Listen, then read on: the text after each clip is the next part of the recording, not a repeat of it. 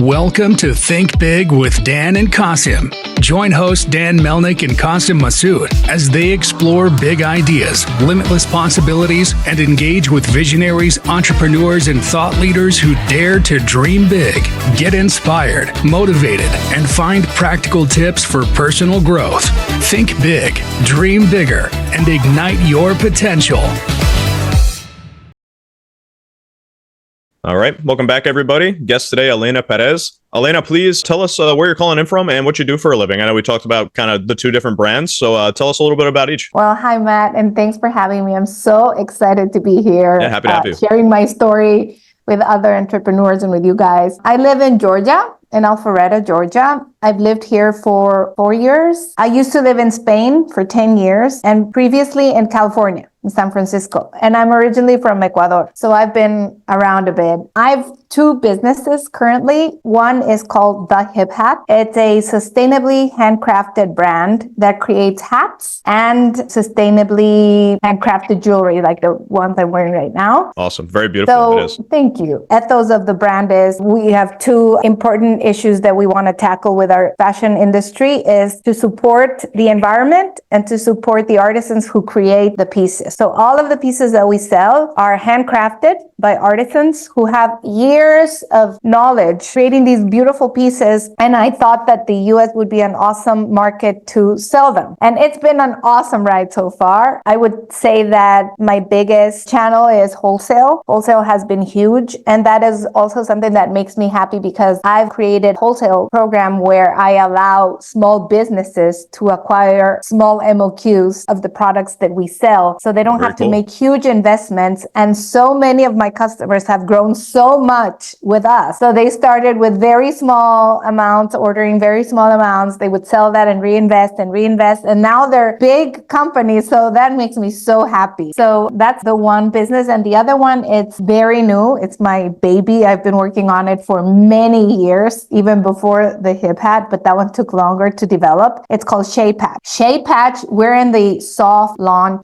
period right now. It is a very innovative and different sunblock product. What it is, it's a patch, a tested UPF patch. So it's a textile that adheres to the skin. It has natural jojoba oil in the medical grade adherent material. So what it does, it just covers specific areas of your skin from being burned or receiving the UVA and UVB rays of the sun. So for instance, my youngest kid, which happened, I started developing this product many years ago because before this even happened, he recently had open heart surgery. And so to protect his scar from the sun, we put that on just on the scar and on top a t-shirt or anything. So there's an extra layer of protection. And the reason why I invented and developed this product, it's brand new, is because when I used to live in Spain, in Barcelona, that's on the beach. And we used to go to the beach a lot. I remember, I'm very self-conscious of the sunspots on the back of my hand. And I remember being at the beach all the time, covering my hands. And I didn't want to wear gloves. I didn't want to put sunscreen on because it's uncomfortable. The sun, the grease, you get water on it. So I was like, sand why stuck to your can't I hands. just put something on my hands and be done with it? And that's when I was like, ooh. And that's how I started developing the product. So it's been years because we needed to find the perfect material that fits perfectly, that moves with your skin, that is UPF 50, of course, the highest level of protection. And then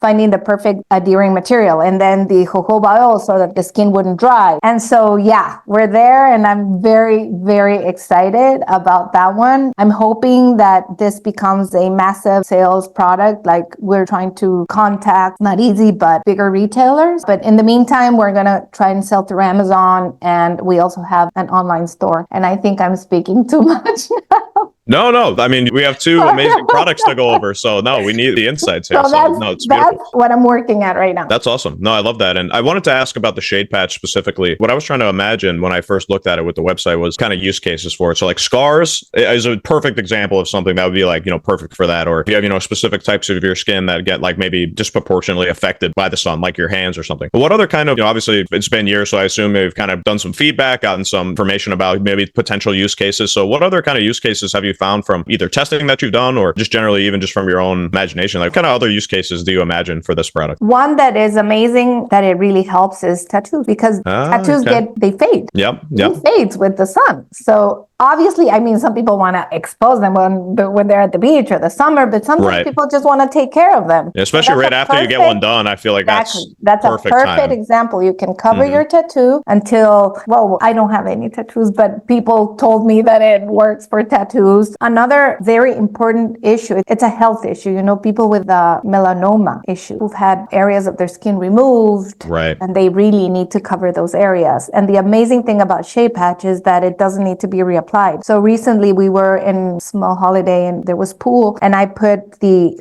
Shade Patch on my hands. 3 days. You can shower, soap, pool, anything. And then you just peel it off when you're done. And by the end of I don't know if you can see, you can see a little bit, see? There's like a tiny tan line here. I don't know. Just barely. I mean, hardly. Yeah, but that's the type of damage that the sun does to your skin, little by little. So when you cover it, you can see, wow, this is how the sun really, because the rest of the body, you're wearing SPF and lotions and everything. But by the end of the time, you can actually see a difference when you wear the Shade Patch. So people who have, like I said, melanoma, or whose moles have been removed, or like, it's also very good for, like I'm saying, health purposes, skin protection purposes. And the way that I like to describe it is like a combination of UPF clothing and SPF, because you put it on, but it's clothing. It's a textile, and you can leave it on for as long as you want it on. Yeah, that's amazing. So yeah, the tattoos is definitely a big one. I can't believe I didn't think of that, but that 100% makes sense. And so when you use this thing, I'm just curious, does it allow any like sunlight through at all, or is it pretty much like complete It's coverage? the highest level of protection under international standards. Gotcha. Because when I say UPF 50 plus, it's been tested. It's UPF 50 plus. I have learned that unfortunately in the market, you find products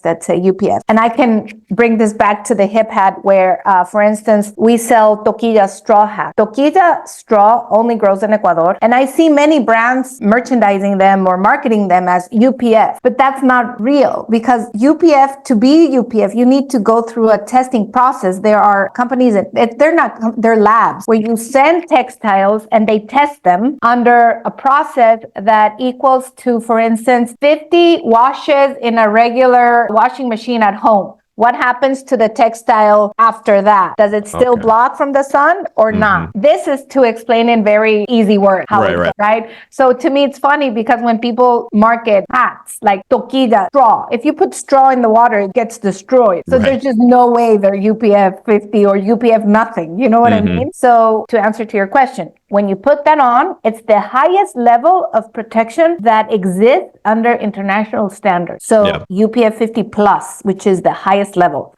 That's why we chose that specific material. There are other materials that we tried and they didn't come out as we wanted them to. Yeah, I mean, that's probably why, we have a lot of, apparel brands, business owners come on. And I mean, that's a big, I think, illuminating part of everybody's story that I find as kind of common denominator, I'll say, between a lot of similar brands is the roadmap for the product is always a lot longer than you think it's going to be. And for exactly those reasons, like you have to go through processes, especially something that, you're trying to get graded from an agency. It takes time. And if it doesn't come out right first, you have to make it again, do the product development again, go through that process again. So these are the insights that I love and that we get a lot of feedback from our listeners about, is being able to hear these things. Maybe somebody wants to get into some kind of apparel space and have it UPF graded. Maybe to know these things ahead of time rather than, learning it along the way might be instrumental for somebody. So no, I appreciate you sharing that. And I know you mentioned with the Shade Patch, you're looking to do to get into some wholesale agreements and build relationships on that side of it. And even with the hip hats, I know you're doing the similar thing, mostly wholesale. Is that kind of where you started? You kind of got right into wholesale, like right from the get-go of the launch, or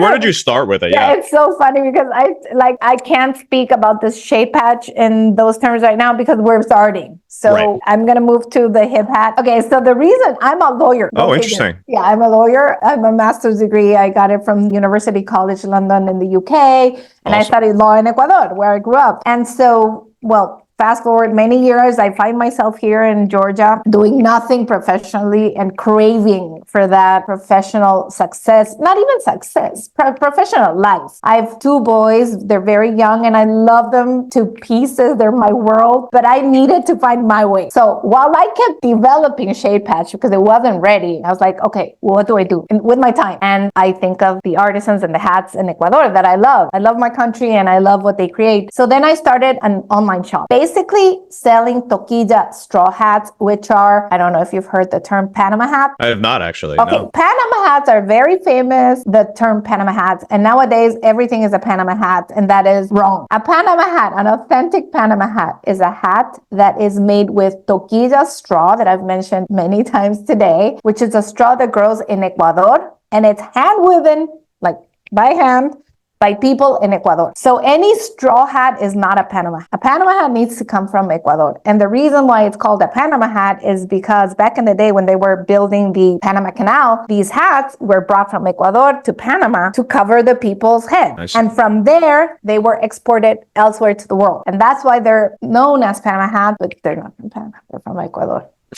So No, that definitely makes sense. I started with that business because I was like, ooh, Panama hats. Like everybody knows them. Turns out nobody knows. So it wasn't working very well. And I was like, okay, I need to adapt, which is my motto in life, in business mostly, it's adapt. Like there's something else. So I looked into wool hats and I started with one boutique in Massachusetts and they ordered their first order, which was 12 hats at the time. And that's how it started. And then my hats kept growing and more people came, and through social media, through Instagram, it was very organic. So I still have the retail store online. I still get orders, but the big bulk of my business is wholesale, and it all happened organically. And had I not been open to other products, I wouldn't be here right now. So I'm very happy that happened. Yeah, that's awesome. I appreciate you sharing that. So it's kind of like you started online, just like a conceptual product, had a few orders, and then you kind of had this first order with a retail store, and it just really grew organically from there. And you've really focused on that side of things mostly from there, right? Exactly. That's awesome. And at first, I had many different products from artisans in Ecuador, but then I was like, no, I need to focus. Right. So I have 2 lines, and I'm not moving from that. One is the hats. And it's straw and wool, but mostly I would say that most of my sales come from wool and also the jewelry. And the jewelry, it's not, I still want to place it in more boutique because they're very unique and special. And if you think about it, every bead is handmade. This is very close to my heart because the woman who makes them, the woman that I work with, her daughter was diagnosed with autism. And I share part of the profits that come from these sales with there's an organization that provides treatment to kids who can't afford treatment for autism. So I'm going to keep selling these. I keep pushing for them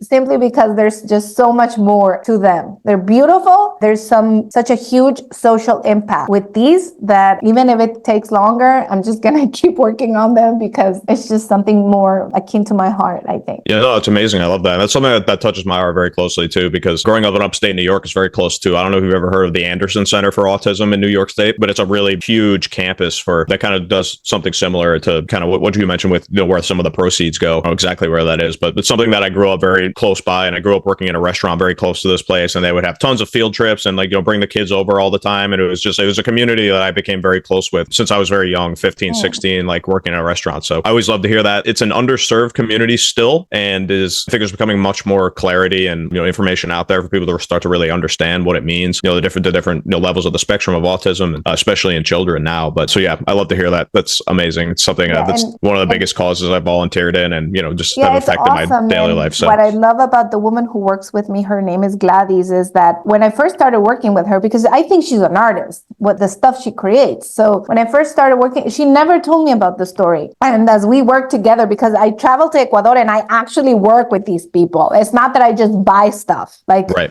They're my friends. I go and we eat together, we work together, we build stuff together. We have a relationship. In one of these working sessions, we started talking about life. And that's how I learned that her daughter had autism. And I was like, how's therapy? She's like, no, I can't afford, and it touched me. And I'm like, we're going to sort this out. So this is how things started evolving towards that line. And then recently I kept talking to her and I was like, yeah, we're going to figure this out. And her response was just help me create more, because when she creates more, she gets paid more. So this is so close to my heart. So even if it's not the most profitable part of my business yet, because I think it can have a huge potential, I'm not stopping.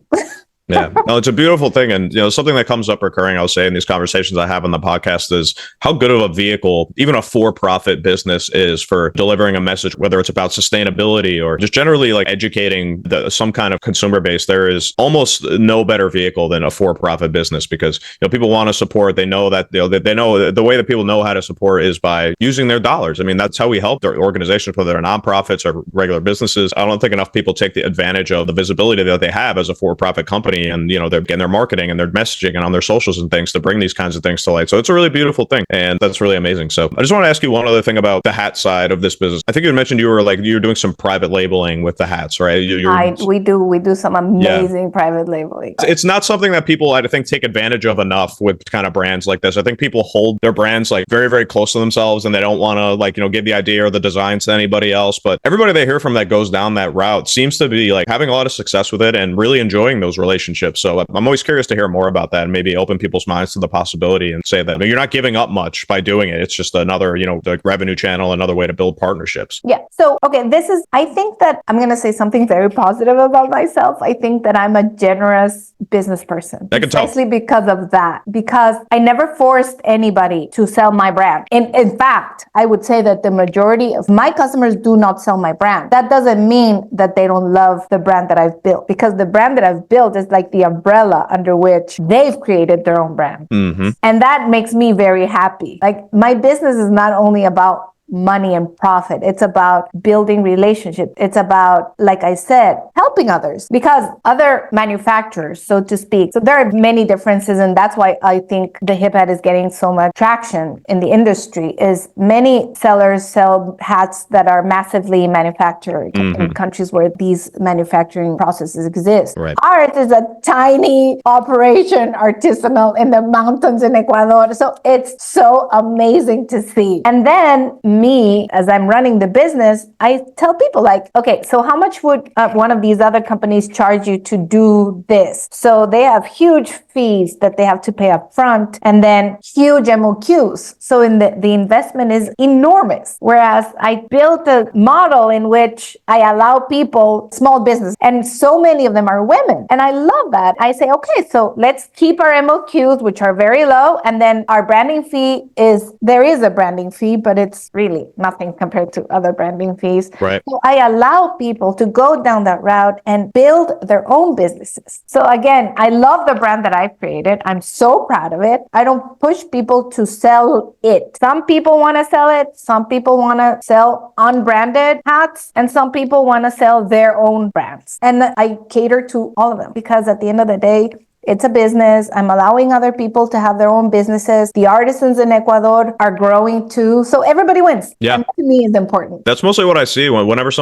I talk to somebody who does take advantage of private labeling opportunities. That's really what I find. Nobody really loses in that scenario, as long as you're not doing something crazy. I suppose if you have a really proprietary design or formula with some kind of packaged food or something, I could see maybe you would be hesitant to do something like that. But in this situation, I mean, I think it's savvy of you to take advantage of those opportunities, because it does also allow you to help all those people, from your artisans in Ecuador all the way up to their women-owned businesses, wherever they're based out of. So that's an amazing story. And like I said, I think people should be aware that there's really glorious opportunities with private labeling, that it's not always give and a take and you're sacrificing something and doing it. It could be mutually beneficial to everybody involved when you do it the right way, like you have. So I think that's really important for people to know. I find it's been amazing, and I don't plan on changing it in any way. I understand some people they question my decision to not push the hip hat as a brand. But as I said, the hip hat is a brand. And for instance, some of my customers, even if they buy unbranded on social media, they always refer to the hip hat. So it exists. There is a brand. The fact that the label is not on the hat doesn't mean that it's not a brand. So I'm super happy to be able to create something where,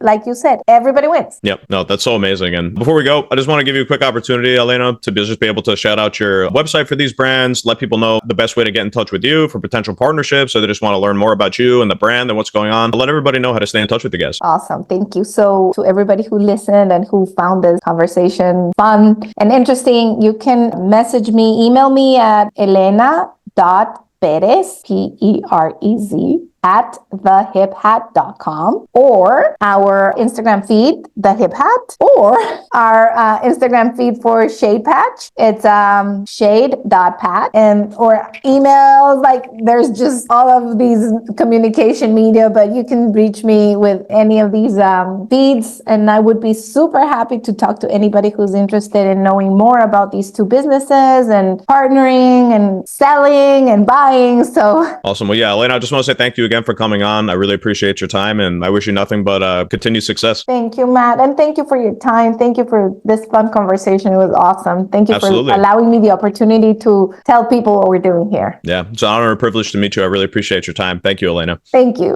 Bye. Thanks, everybody.